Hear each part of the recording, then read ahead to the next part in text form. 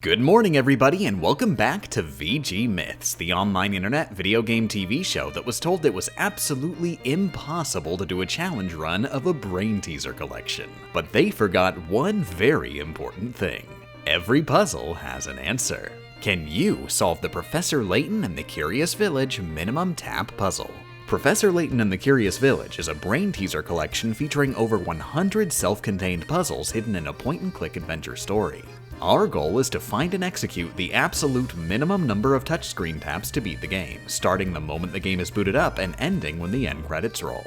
And if you're preemptively preparing yourself for some semantic shenanigans, you can breathe a sigh of relief. A tap is defined as simply as possible. It begins when the touchscreen is given input and ends when that input ceases. Also worth noting, the game doesn't react to your input until the moment of release, so any half-tap strategies you might think of will inevitably end fruitlessly. This is a simple logic puzzle with a simple, logical, very long-form solution. One last note before we get to the details. This is being done on the English North American Nintendo DS version of the game, and no other version is being considered. Each version has varying differences both in how solutions are entered and even some entirely replaced puzzles. For the sake of simplicity, we're only looking for the minimum in this specific version of the game, the version which is most convenient for me personally. Being a Nintendo DS game, we're expected to use the touchscreen to do almost everything. Literally, the only action we'll be performing with buttons in the entire game is advancing text with the A button. Moving between screens costs taps. Talking to NPCs costs taps. And absolutely all puzzles require taps to solve, with the number of taps varying. Most puzzles are either multiple choice or have written answers. Multiple choice puzzles all require either 1 or 2 taps. 1-tap puzzles featuring only a single button to press, and 2-tap puzzles requiring us to select an answer, then tap the submit button. Written answer puzzles always require at least 3 taps. 1 tap on the input answer button, 1 tap for every stroke in each character of the answer, and finally 1 tap to submit. A decent number involve dragging on the screen to place straight lines. Some allow for 1 continuous stroke for the entire answer, meanwhile others require separate strokes for every single line, even ones that are connected. A few other puzzles have more unique interactive elements, which usually means a ridiculous number of taps. Thankfully, regardless of what kind of puzzle we just solved, the post-solution text can always be advanced with the A button. There are a couple exceptions to text advancement though. Some tutorial pop-ups necessitate a tap to advance, and furniture pop-ups are something of a special case. Some specific puzzles reward us with a furniture item upon completion, asking us to give the furniture to either Layton or Luke, requiring a tap to make the decision and thus effectively increasing the total number of taps required to solve the puzzle by 1. I was feeling particularly clever during routing and realized each character's room can only hold a maximum of 20 items. If we give absolutely all furniture to one character, they'll eventually run out of space. Upon receipt of the 21st piece of furniture, the game will forego the first pop-up and send the item directly to the other character, effectively erasing the extra tap requirement. And while this is incredibly stupid and awesome, unfortunately our route only picks up 18 furniture items by the end of the game. Getting any more will always take just slightly more taps. Sorry Luke, maybe you'll get a bed in the sequel.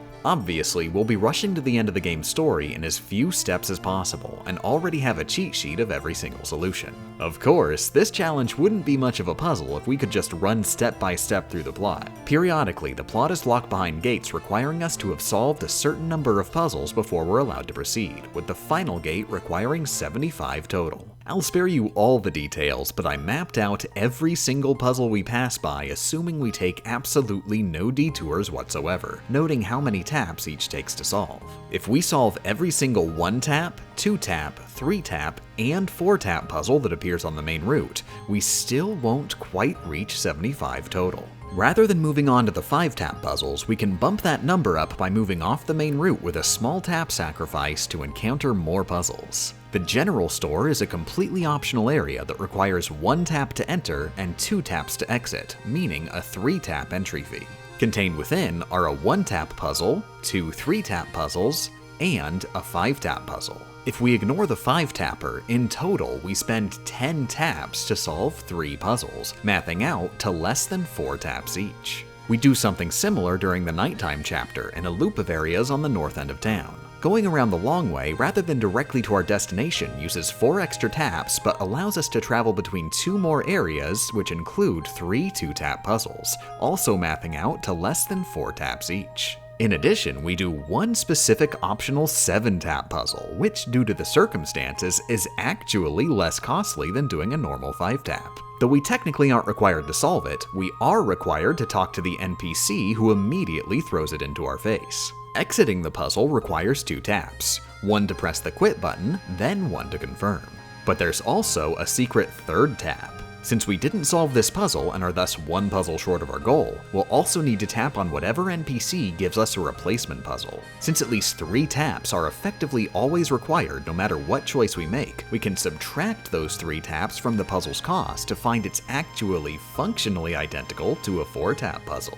Since we've already exhausted all the 4-tap puzzles, this is totally worth it. Using this same logic, we actually quit a different puzzle later on. Puzzle 070 is given through the plot and costs 9 taps to solve.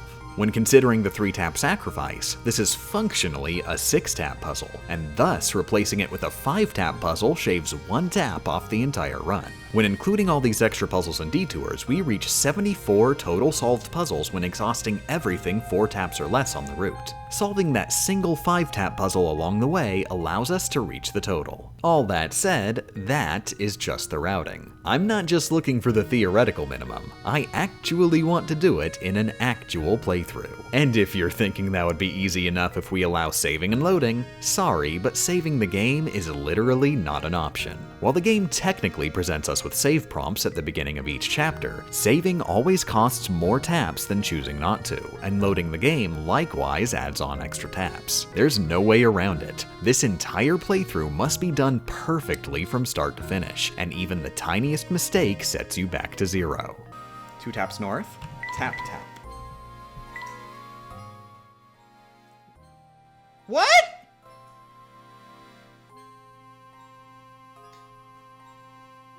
What just happened?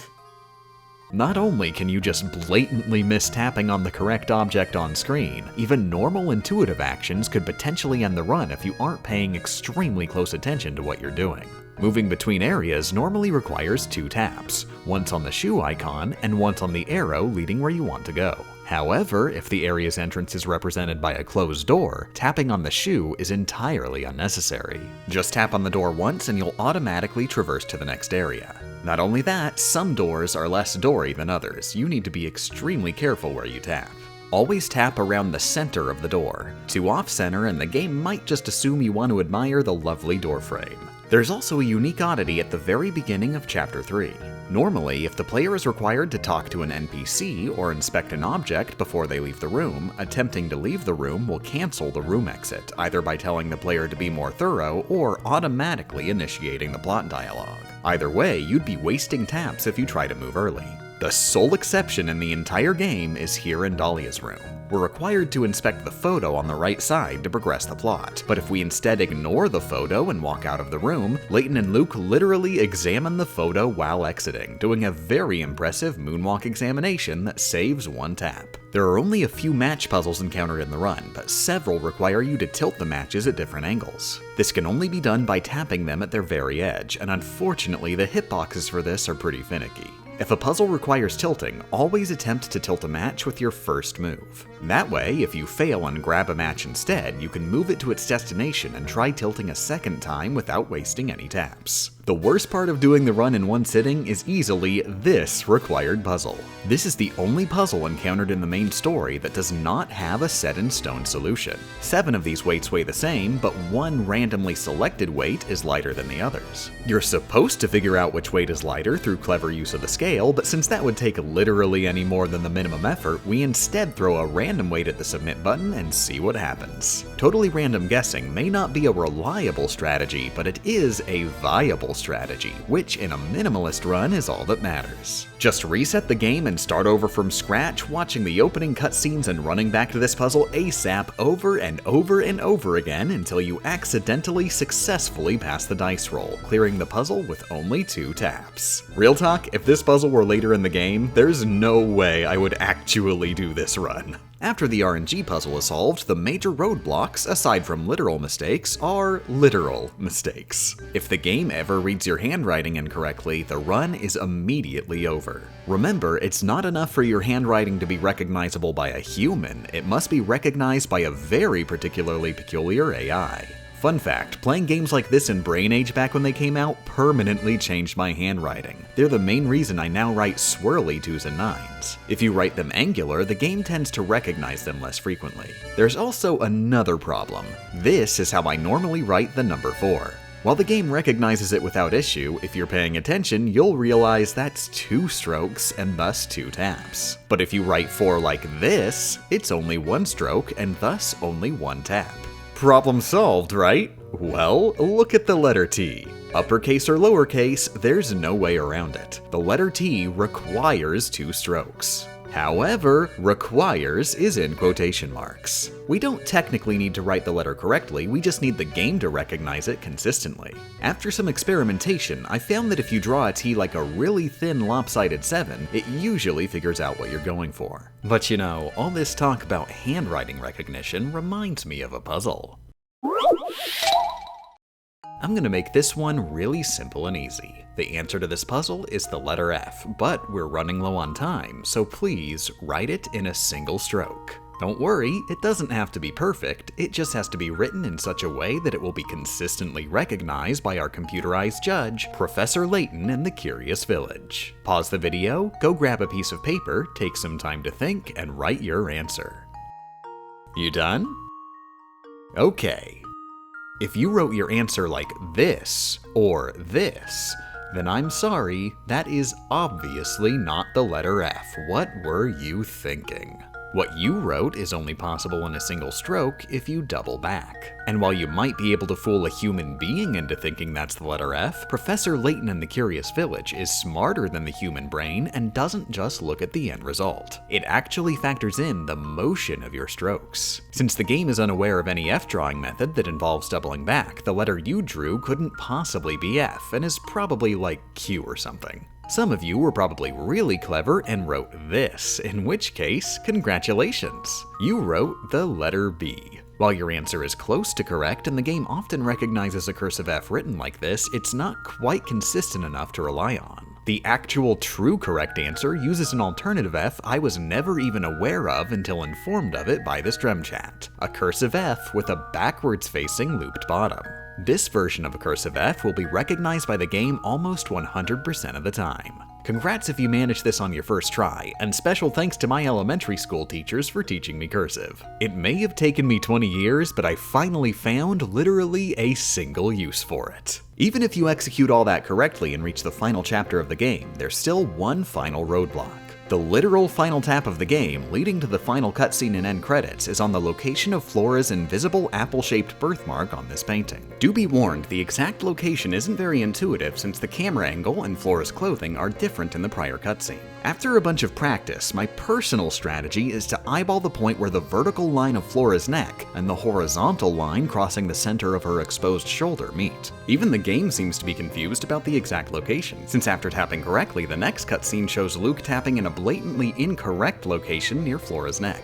With Layton finally discovering that the grand treasure he sought was just another mouth to feed, the Professor Layton and the Curious Village minimum tap puzzle ends with a solution of 811 taps. Or at least theoretically. It's difficult to say if I actually found the true minimum, and given my audience's track record, I'm willing to bet one of you already found a mistake 10 minutes ago. If you'd like to try it out yourself, I'll be leaving a pinned comment on this video with links to my notes so you can work from and potentially improve them. If you actually manage to shave off any taps, please let me know so I can edit it to be up to date. Special thanks to all Patreon backers, including all the bugs Yuki has killed: Andrew Seibert, Anon42, RB Drock, Solon Zero, Leslam, Chris Nate, Alexander Botkin, Anu, Agrira, David 20 Covers, Vincent Hall, Alex Nelson, Lively Leader, The Quacky Gamer, Luminescent Dragon, Chase Nilges, Praetor, Vaith, Rory Kelly, Lane Robert Leishman, Liddy Kitty, Jace Harch, Crustacean Creep, Queen Sapphire, Plum Sweater, Procrastinating Destiny, Epic Evan 921, Alex Likes to Eat, Ye Old Foreign, Rundum McCoy, Misfunctional, Cam the Can 1, Nathaniel Kalita, Alistair Echoes. At this point, I'm out of ideas and just putting whatever. Zoe, Multicore, Aaron Bailey, The Green Scorpion, Game Champ says trans rights are human rights, Sander Kozak, Celestial Cookie, 8-Bit Misdreavus, Boomboxy, John Miller, Curbs D50, Jorb, KK, Damien R, Yap Alonzo, Wave It, Platypoo 115, World's Slowest Game of Chess, playing D4 like my life depends on it, Star Captain Eli Shaba of Clan Ghost Bear, Chronosanthium, Dwaro25, Blue Moon Von Idaho, Britface, The Nonchalant Nacho, Bragger Jester, Kid, Very Gucci, Wispy Syrup, Riley Anderson, Arcombs, Neptunian Baby, Salty Sweet, Slowest Game of Chess, Black Waiting for White, Officer Slard. What's that noise? Her name is Game, bad at video games, but beat Pokemon without getting hit, Champsan. Nova, Sinique says hashtag landback, Sulfuric Boss, Fabi, Zio Agel, pronounced Zio Agel. I'm sorry, I googled it, I couldn't find anything. Zandragon, Eric Barron, Zero, Mars Becker, XZY, Fyra, Shadowfire638, Silktoid, Ivy Mackey, drawn by AJ2, the return of the haha funny meme name. Greg Campbell, Nikki Wiki 34, Amphison, Admiral Ampersand, Literal Cat, Sylvie Wing Catgirl is gay and doesn't go to bed on time. Reblog if you too are gay and or don't go to bed on time. Amy Cable, I think it's time we blow this scene. Get everybody in their stuff together. Okay,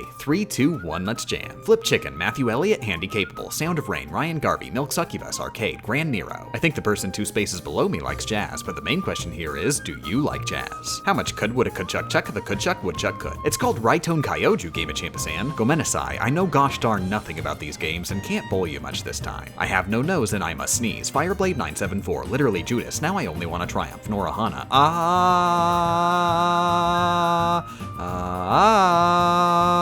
According to all known laws of aviation, there is no way a bee should be able to fly. Its wings are too small to get its fat lit. Beam animates, Charles Custer Gorad. The Insane One, Nathan Riddle, Maria 11, Noah Webster, Sorio 99, Jack Silverson, Dakota Riggs. It is generally accepted that Velociraptor had feathers and may have even had wings. Infamous Piece, Zebras, Miles Edgelord, Chris Chandler, Airtide, Mackenzie, Trees Bees are the knees. Lily Sapp, Ellie Katniss 1818, NB Ellie Blue, Sin Parks, Colin Monsma, Darknet, Tea Coffee, Champ doesn't like to say funsy runsy. IDAC is pronounced IDAC. Please stop making such long names. I have sworn to never breathe in until the list of Patreon backers is finished and I need oxygen. Carlo Calcitera, Brisky, Dr. Feed, Margaret Josephine, Brandon Weller, Tim Shea, F. Amadon, Release Idola LP4, Nico Leakdy, T. Brunelli 200, Quiet Misdreavus, Pugmaster, and Leverage. Let me know how much this video sucks and how to improve in the comments below. You are currently inside my house. By what method could this situation be made better? Please input your answer in the form of an action.